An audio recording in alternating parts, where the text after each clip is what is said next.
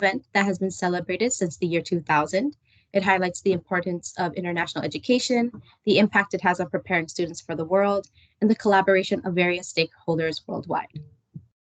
Today's event will be a Kahoot game filled with 25 questions, some from the presentations today, and also some about education and international education in general. And the top 3 winners will receive a $25 gift card to Amazon at the end of the event. Before we go into the game, Nalini will deliver a presentation on IDI, followed by Clarice, the program specialist, sharing a presentation on the SDGs. And then we will play a short video from the IDI team and one of our Kenyan partners sharing what education means to us before moving into the Kahoot game. So now I will pass it on to Nalini. Thank you, Tiffany. Good morning, everyone. Nice to see some familiar faces and names. Thank you for joining us for International Education Week. I'll just share my screen. Okay, can everybody see that? I know some of you may have been at the presentation yesterday. This is sort of a part 2 to that. So I'm going to talk about the International Development Institute. My name is Nalini Andrade. I'm the manager of the IDI at Humber College. Since we just have about 5 to 10 minutes, I'm just going to touch briefly upon what the International Development Institute is and ways to get involved. If you have more questions or you just want to have a conversation and a chat, my email address is here and I'd love to hear from you. So just as a way of introduction, the IDI was and is a center of excellence. It was created in 2003 out of the Faculty of Business. In 2017, it moved to the international office. So that's where we're housed today. And our mandate is to further internationalization strategy and strategic goals of the institution through international development work and activities. We currently have about 7 projects. Majority of those are in Kenya, and we're now expanding into Ethiopia. We have about $6 million. We are expecting some more projects to be approved by April, and that will take us to more countries within East Africa and South Asia. So like we're looking to go into Tanzania, Senegal, and Bhutan as well. So as you can see, our focus is Sub-Saharan Africa, South and Southeast Asia. That's not to say we won't go into other regions. These are our regions of focus where we concentrate our efforts and where we've had a history of development work and expertise, but we're always open to new geographies. And for example, we're looking into Latin America and specifically Peru at the moment, for example. And you can find us online at idi.humber.ca. So we focus on the 5-bucket approach, and that's really to say our activities span in these 5 areas. And in the upcoming slides, I'm going to talk about not just about the area. I have covered this in the past, and a lot of you here are familiar with what we do. But I just want to touch upon what expertise we look for and how whether you're faculty, staff, or students, how you can get involved. So our projects are all externally funded, so which means that we look for donors, external donors who put out calls for proposals or who have funding that they want to put towards specific areas to solve specific global challenges. Again, all our work is situated within developing countries. And so when we see some funding that we either match in terms of expertise or geography, we would bid to that call for proposal. That's what we mean by externally funded. The money comes from a donor, like, for example, the Canadian government, the MasterCard Foundation, sub-grantees, for example, through the Colleges and Institutes Canada. Projects tend to be long-term. It's about 12 months and more. The longest, it usually goes 1 year to 5 years, multi-year projects, and usually our project values span from about $200,000 to a couple of $1 million. These are examples of some of the. Can you Okay, these are some of the these are examples of some of the projects that we have. The Kenya Education for Employment program and the Young Africa Works program. They're both in Kenya and they're focused on capacity building of educational institutions. So moving from traditional approaches to a more competency-based approach, like the one applied at Humber and in colleges in Canada. And we support them with teacher training, curriculum development, agenda mainstreaming, environmental sustainability. So KEFEP has been going on for about 4 years. It gets over early next year, and Young Africa Works will continue for 3 more years. And we completed in 2017 the SEDS project, which was in Indonesia, and it focused on building entrepreneurship curriculum and incubation centers within universities in Indonesia. So for work like our projects, we're always looking for subject matter experts from our campus community. So for example, in KEFEP and Young Africa Works, we had faculty from FAST, which is the Applied Science and Technology, go over to Kenya to support teacher training, because the teacher training and the curriculum development was in subjects related to applied science and technology. We had, due to COVID, we had to conduct online training. We had faculty from the liberal arts and innovative learning who supported in developing competency-based education and training in training teachers in Kenya on how to teach using applied methods rather than the traditional textbook approach. So these are different ways where faculty get involved. I won't go into details in terms of but all to say that it's funded. So if there are faculty, then we get buyout of time so that faculty can participate within our projects. And it doesn't matter the type of faculty. So it could be a full-time faculty, a part-time, or even contract faculty as well. We also get, so in SEDS as well, faculty were involved and they went over. There were faculty who did research on the project too.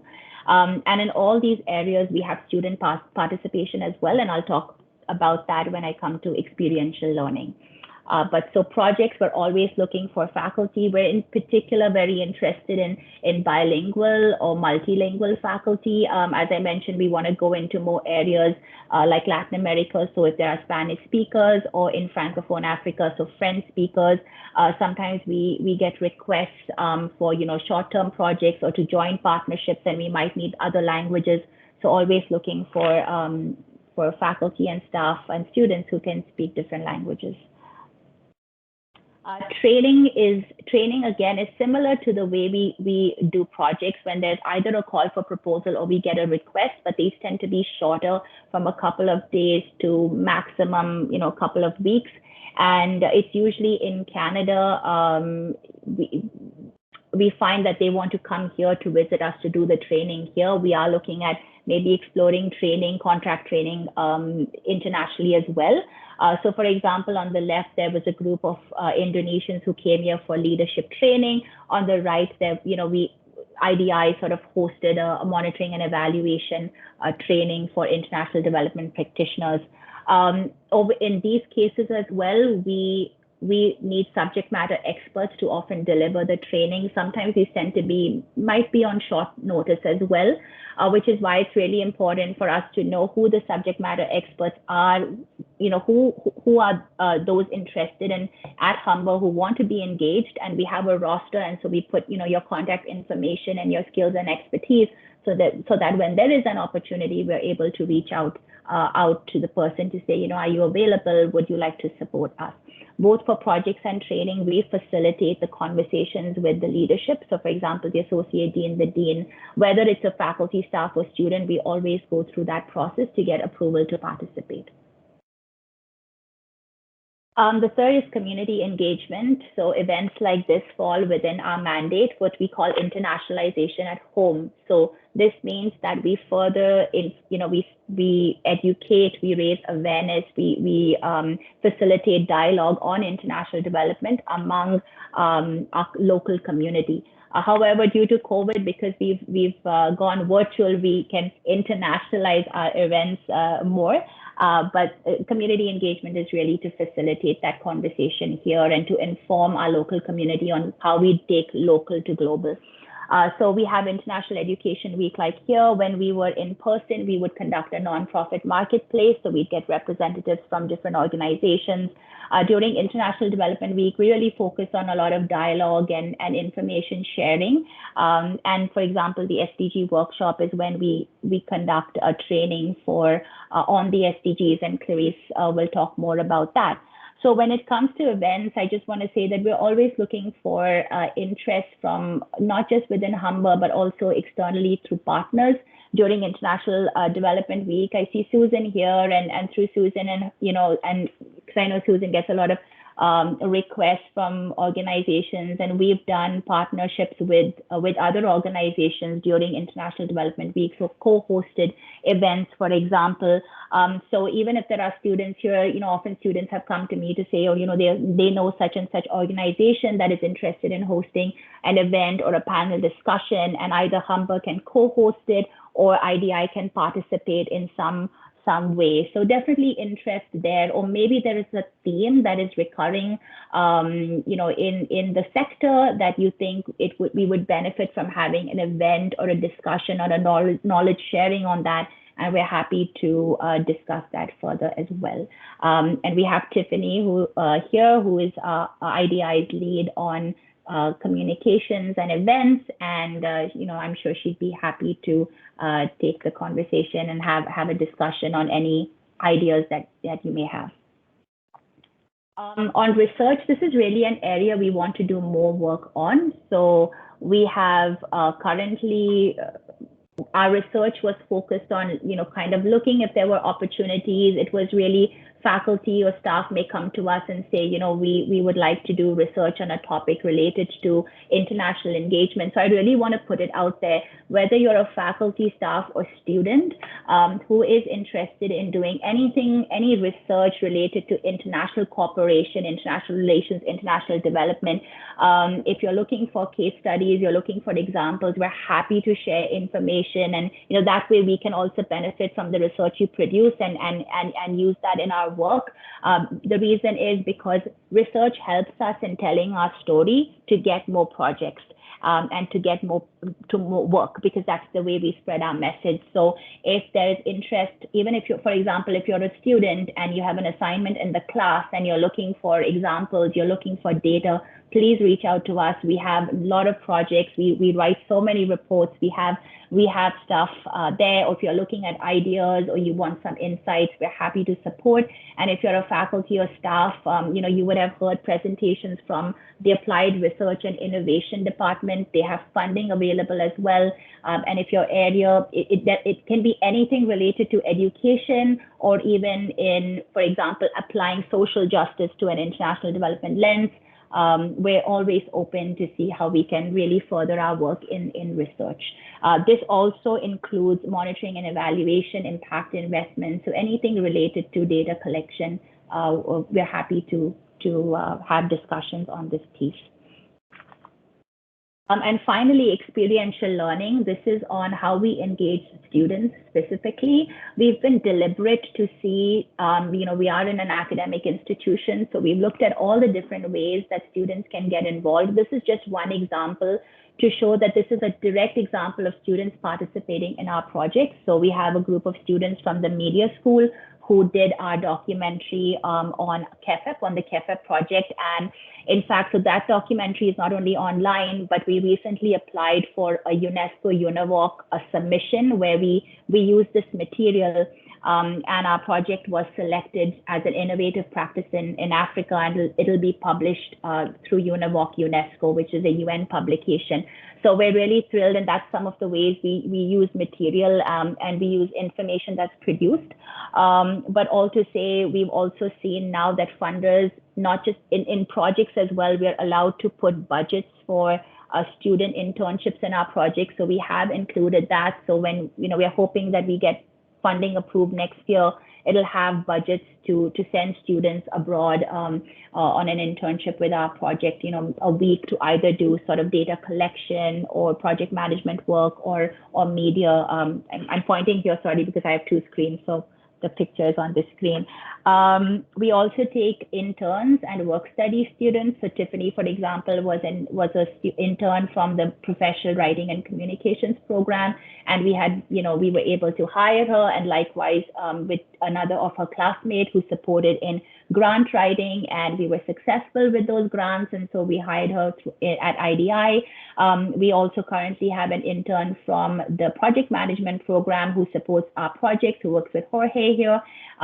We have another student from the International Development Bachelor's Program, and she's supporting one of our Global Affairs Canada projects and working with Clarice. In the past, we've also had students from the research program who've supported us with some data analysis work. So we really take students from across the college, and sometimes for specific assignments, we reach out to the program coordinator or the associate dean, and we would say, we're looking for student expertise in specific areas. Like we have a recently approved project in Kenya working with refugee women in entrepreneurship. And so we've reached out to the Faculty of Business, to the program that does digital marketing and communications and entrepreneurship. And so through that means the faculty member will get involved, but the students will probably get an assignment, and that's the way they would get involved as well. So I'm going to stop here. And if you have any questions, again, I had limited time, but any questions, please do put it in the chat. My email address is nalini.andrade@humber.ca. And, IDI can only expand its work and be successful with the participation of the entire campus community. So thank you for listening. And I'll now hand it over to, back to Tiffany. Thank you, Nalini. I will hand it to Clarice, who will share her Sustainable Development Goals presentation.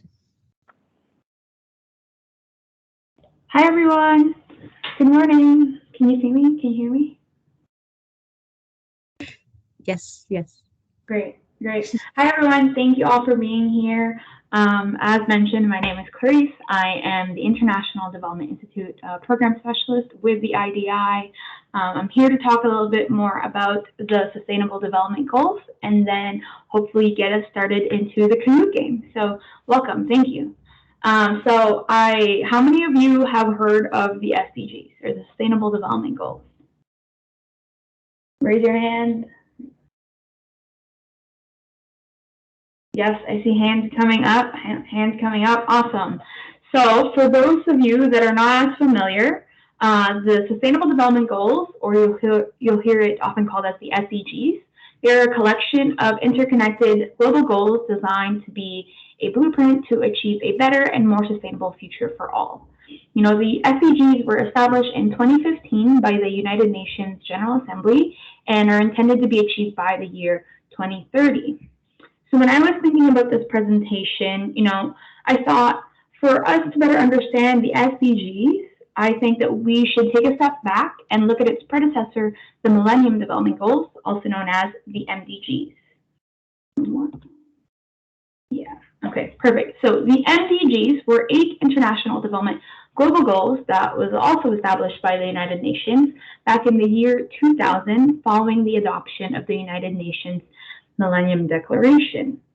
The MDGs ranged from cutting extreme poverty and hunger in half to promoting gender equality and reducing child mortality by the target date of 2015.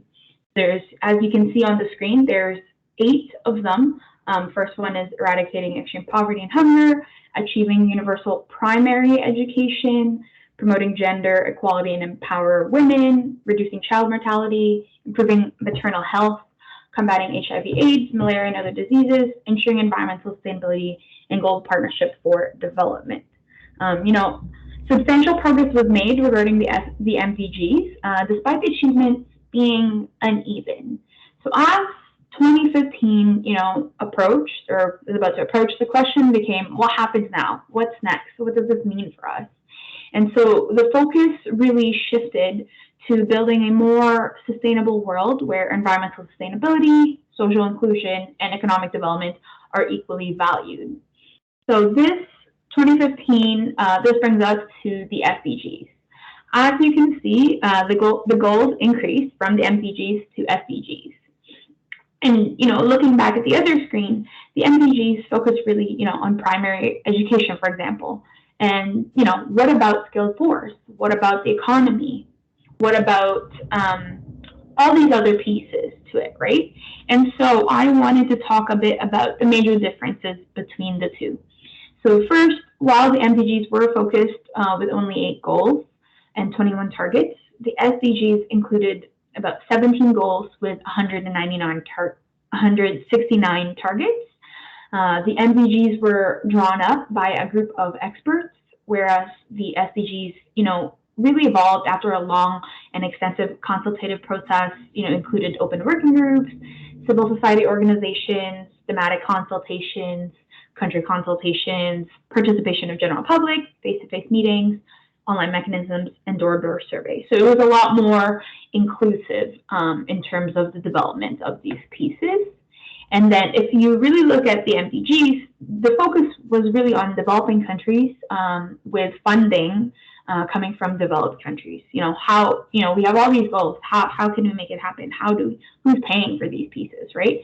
And so we found that the MDGs ignored a bit about the interconnected nature of the world and effects of globalization because the focus really was on developing countries. But if you look at the SDGs, all countries, developed or developing, they're expected to work towards achieving these goals, the SDGs. And if you look at all these pieces as well, the pillars of human development, human rights, and equity are deeply rooted in the SDGs, and several targets even explicitly refer to people with disabilities, to people in vulnerable situations, and also non-discrimination, whereas in the MDGs, these were not even mentioned at all. And then in terms of the SDGs, it included a vision of building a vibrant and systemic partnerships with the private sector to achieve sustainable development. And in the MDGs, it was not addressed or not fleshed out a bit further. And then last piece, in terms of differences between the two, really is that the MDGs had no concrete role for civil society organizations, or it was not explicitly highlighted, whereas the SDGs have paid careful attention to this right from the framing stage itself, with significant engagement of civil society actors.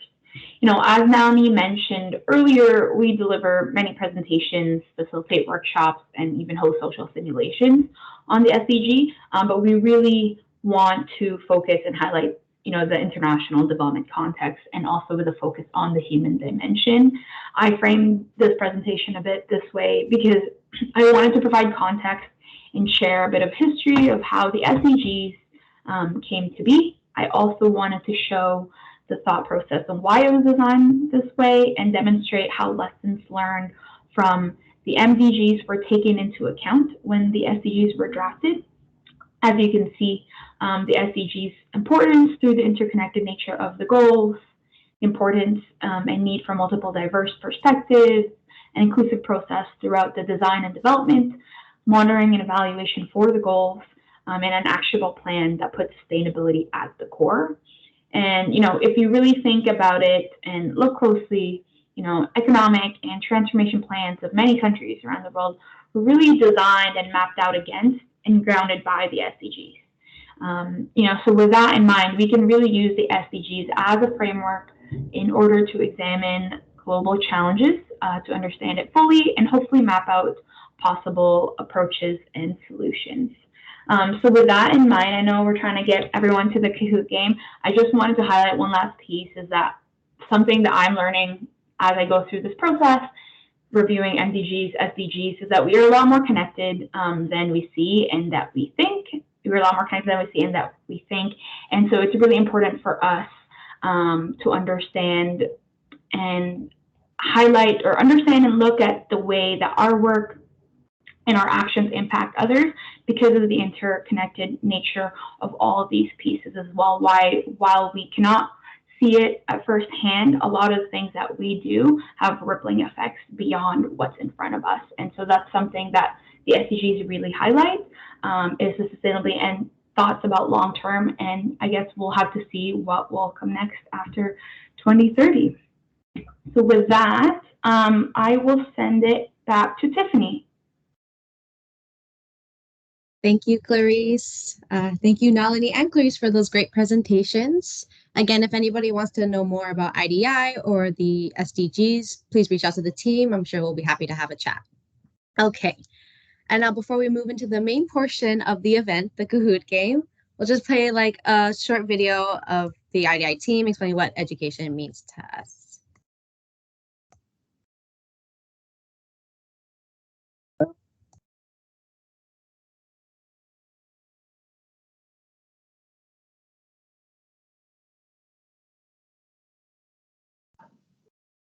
Tiffany, could you open the mic because we can't hear anything. I think you have to share with sound.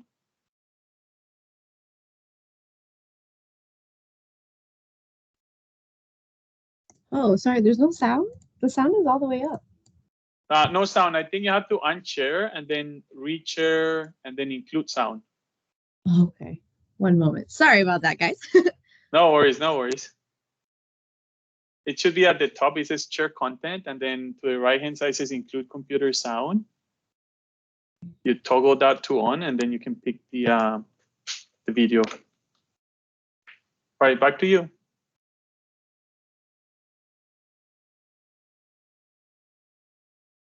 Sorry, one moment.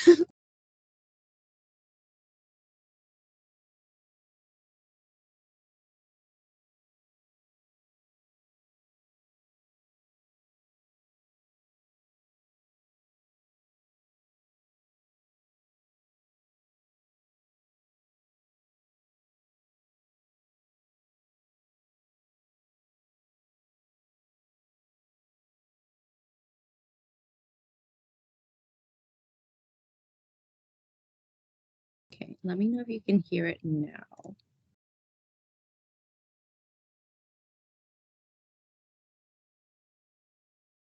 No, nothing.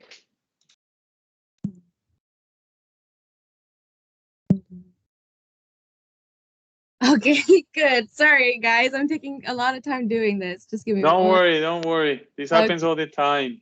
Yeah. Yeah, it happens. Unless you have a link, to me so then you many can times. send me a link. Oh, go ahead, Carl. Sorry. Oh, yeah. No, I'm just saying that it's happened to me so many times as well. Okay. And probably everybody who's here. Yes. Okay,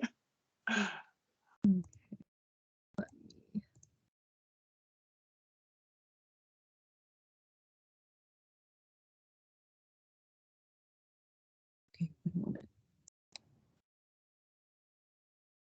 And if it continues not to work, you could just send to one of us, and then we could maybe share with sound. Thank you. I will do that. Let me try one more time and let me know.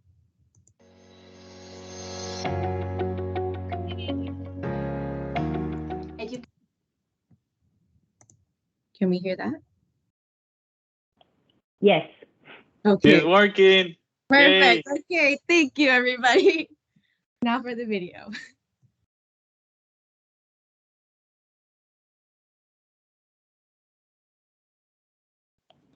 Now it's not working. What? It sounded fantastic for a minute, though. Yeah. Oh, okay. I'm getting tired of just looking at my face on the screen without. I'm just kidding. The third one is the charm. You can skip my face again. Okay, I will share this video online and send the link to everyone later then. We'll just move into the Kahoot game. You can try it again, Tiffany. No worries. We're family. Oh, this is okay. I will start from where China is, so we don't have to. Nalini, you won't have to see your face again. Develop as a person, as well as shape the society that I wish to live in. No. And is an important. All right. Okay.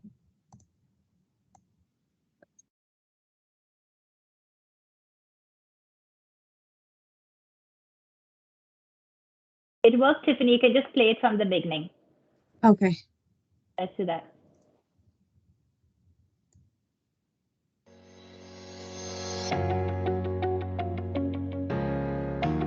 Education to me is empowerment.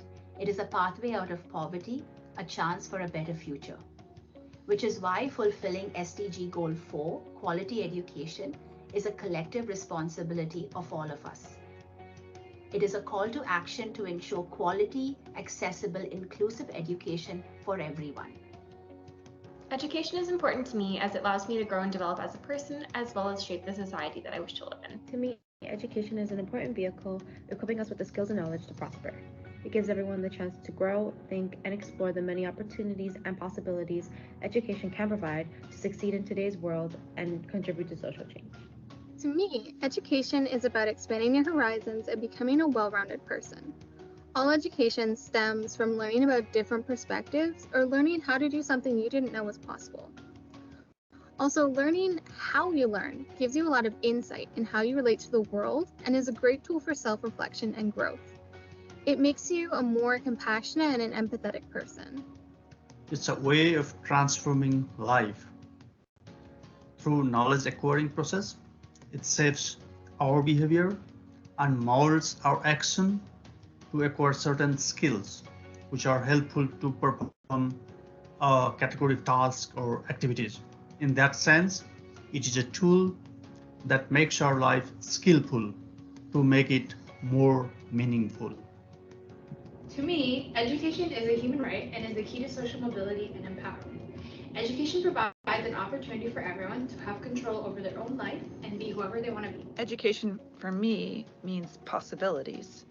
It means opportunities. It means that there's a whole life out there that you can discover that you would not necessarily know about until you learn, until you have access to education. To me, education means enabling people to be successful and reach their dreams and full potential. Education equals success, happiness, and good health. Education for me is a gateway. It can take you anywhere you want to be. It can help you to connect with any people, communities, and cultures around the world, and also will help you to become the kind of person you want to be for yourself, your family, and your community. Education encompasses teaching and learning specific skills and also something less tangible but more profound. That is the imparting of knowledge, positive judgment, and well-developed wisdom. Okay. Thank you everyone for sticking around for that difficult time with the video, but I hope you enjoyed. And now we will move into the Kahoot portion of the event. So let me share my screen here. And then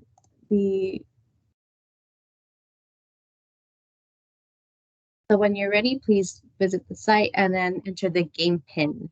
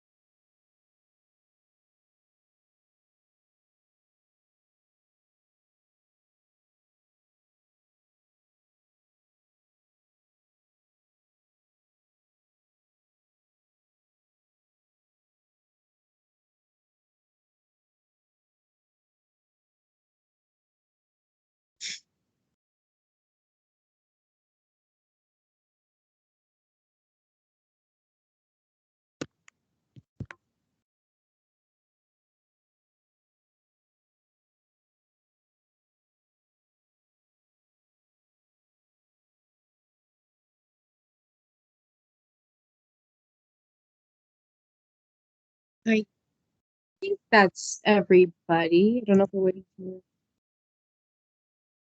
Oh, We'll give another minute or two.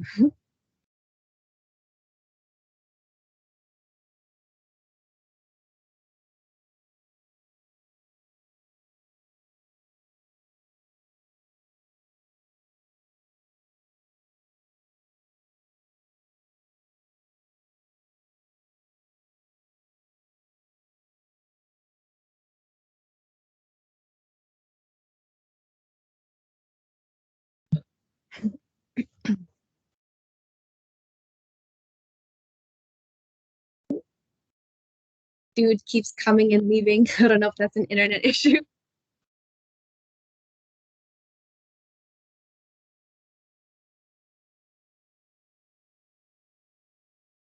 I think it's safe to start now. So I guess we'll just begin. So it'll be 25 questions. You'll have a minute to answer each. It might be too long, it might be too short, but you'll have the minute to think about your answers too if you need it. Let's begin.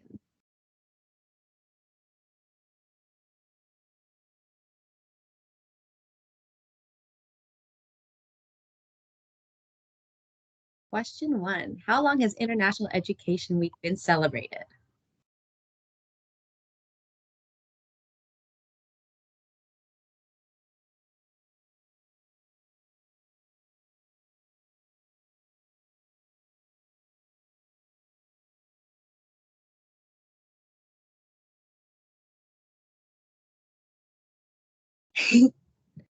Good job. I put different dates, I know, to throw everybody off. Next question. Oh, Anna, you're in the lead. Yay! How many SDGs are there?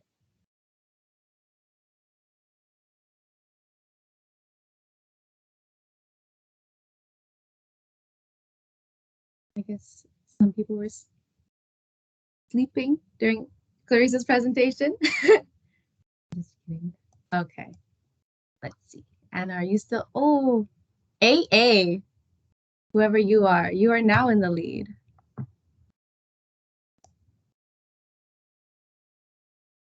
SDG 4 quality education ensures inclusive and equitable blank and promotes lifelong learning opportunities for all.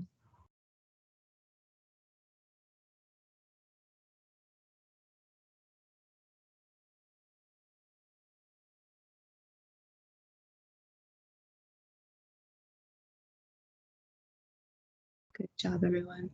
Good try. Thanks. Oh, Snake, you're on fire. True or false? IEW reflects the spirit of cooperation and collaboration among various stakeholders across Canada.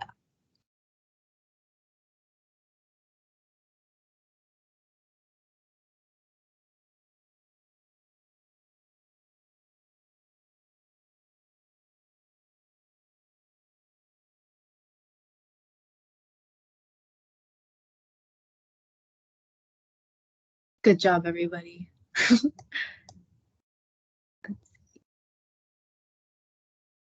Snake's in the lead now. What number is SDG quality education? This should be an easy one.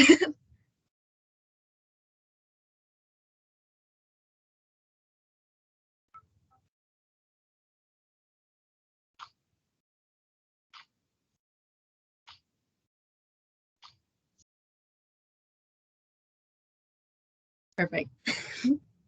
Great job, everyone.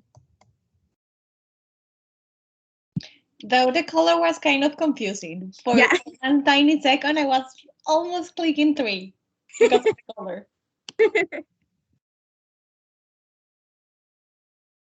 What is one priority of the Education for Sustainable Development agenda?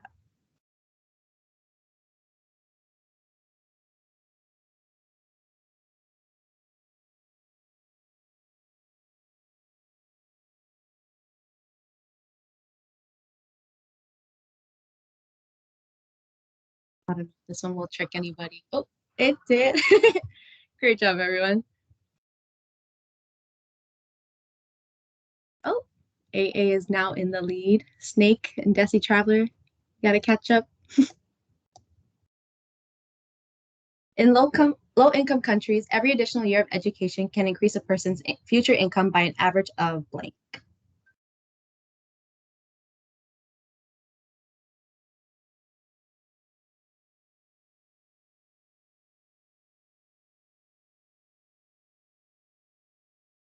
Good job. Oh, AA is still in the lead. Great job. Okay. What are the targets for education for sustainable development?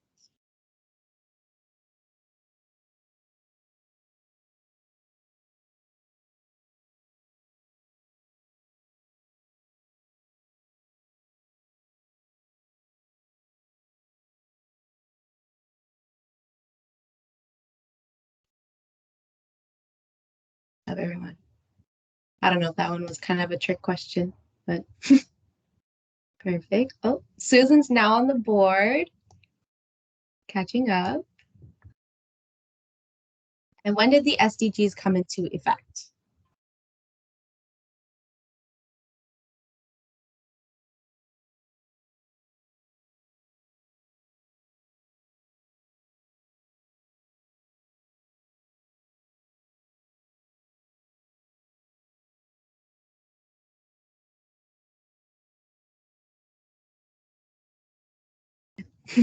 This wasn't in any of the, I don't remember if it was in Clarissa's presentation, but because it's just something you know or don't. Now you know for future, if you need it for any trivia games.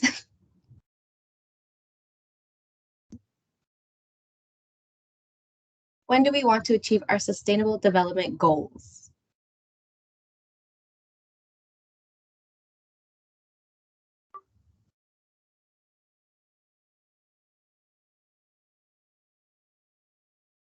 Okay.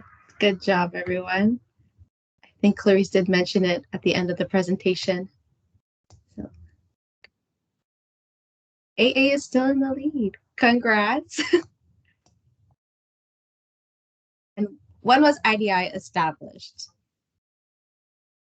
This one may be a trick question. It wasn't mentioned today, but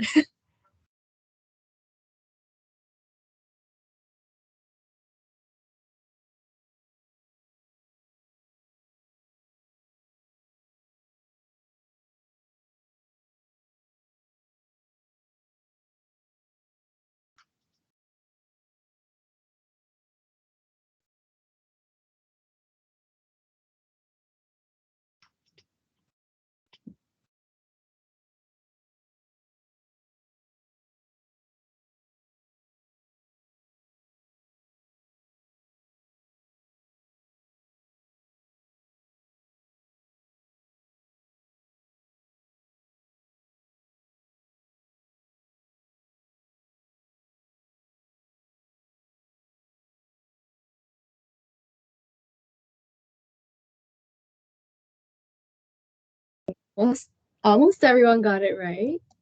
Great. I want to know who AA is. You're killing it right now. How many governments agreed to implement the goals in their country?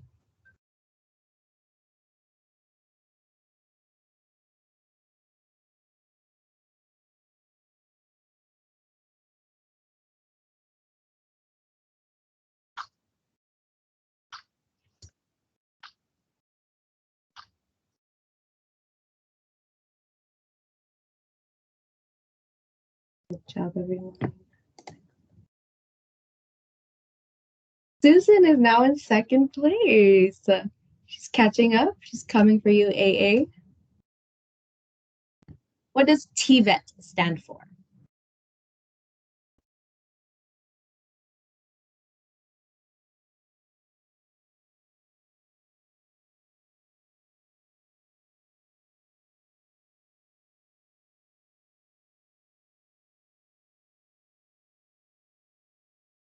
Oh, perfect. I think everyone here has worked in international development or has read about it, so they kind of know what that means. I thought that one might have thrown people off. Board is still the same. What does GAC stand for?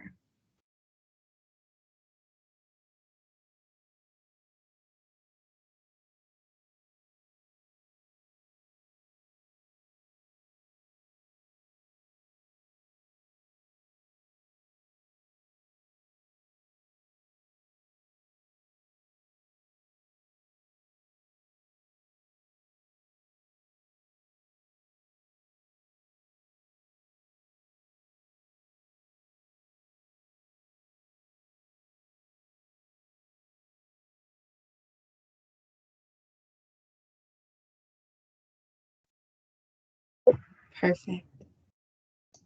Great job, everybody. Who is responsible for achieving the SDGs?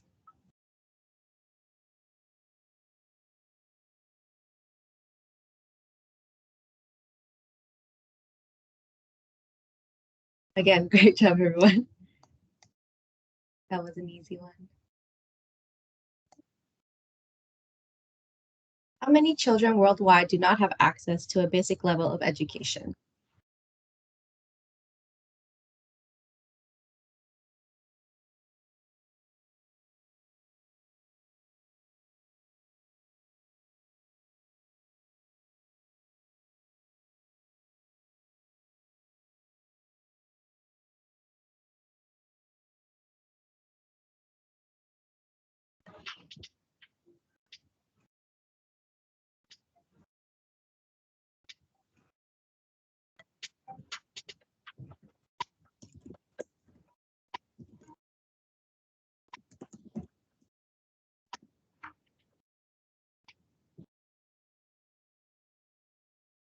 Great job. I did put the numbers close together to try to throw people off. AA still in the lead. 1 in every blank children, adolescents, and youth are out of school worldwide.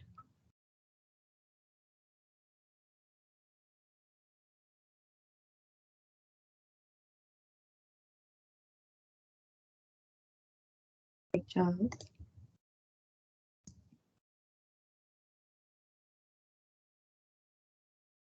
What is SDG number? What SDG number is decent work in economic growth?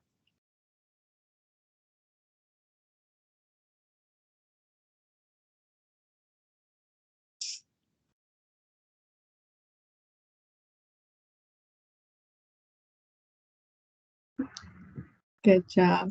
It wasn't mentioned in the presentation. There was like a small, tiny image on Clarice's presentation, but great job, everybody. What is the predecessor of the Sustainable Development Goals?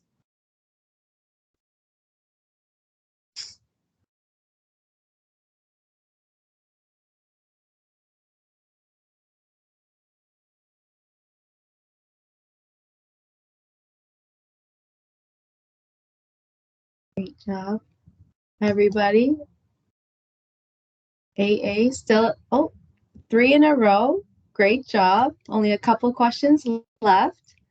Blank girls will never enter the classroom.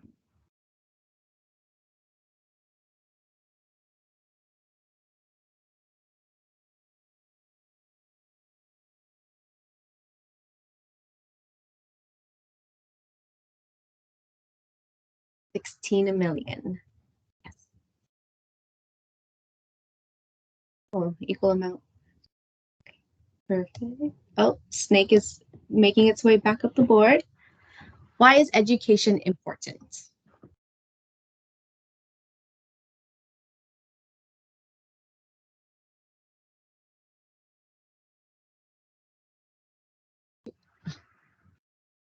Was not a trick question. Great job, everybody. Next. Okay.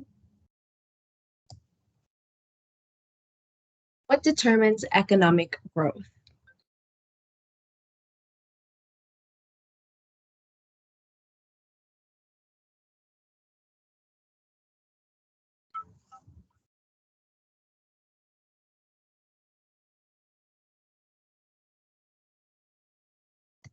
Good job, good job.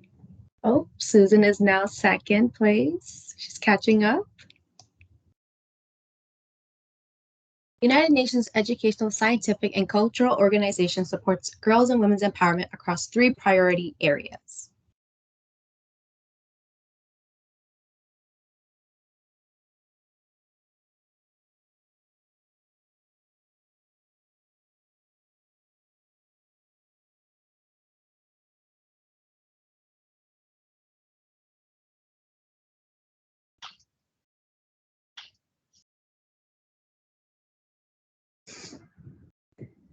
Most of you got that. I did try to trick people.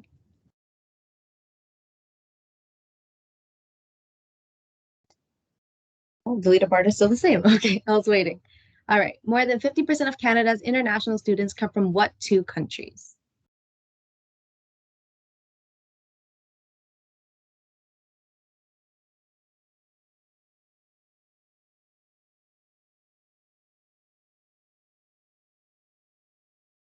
Almost everyone got that one. Good job.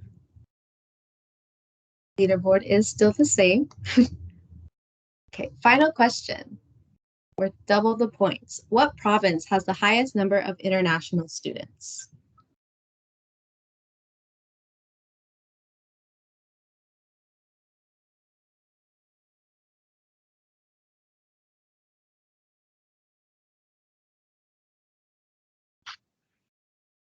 Yes, it is Ontario. All right, let's see. Final standing. Nate in 3rd place. Susan. And our winner, AA. Congratulations to our 3 winners. You all get a $25 gift card to Amazon. If you could please, or Susan, I have your email, but AA and Snake, if you could reveal your identities and drop your email in the chat so we can send you the gift card after the game. Be great. Congratulations, you did great. Okay. And if you could please just write your email. And Snake, if you'd like to reveal. Oh, thank you both. We will send you your gift cards shortly after the end of this event. Oh, and speaking of, we are at the end of this event. I would like to thank everybody for coming out and participating today. Hopefully we can do something like this again in the future. Yeah, so John and Arabelle, we will send you your gift cards. Everyone else, thank you for joining us today. I hope you have a great day. Thank you. It was great. Thank you. Thanks, Tiffany. Thanks, Tiffany. Thanks, everybody. Bye-bye. Bye. Thank you. Bye. Thank you. Bye, everyone.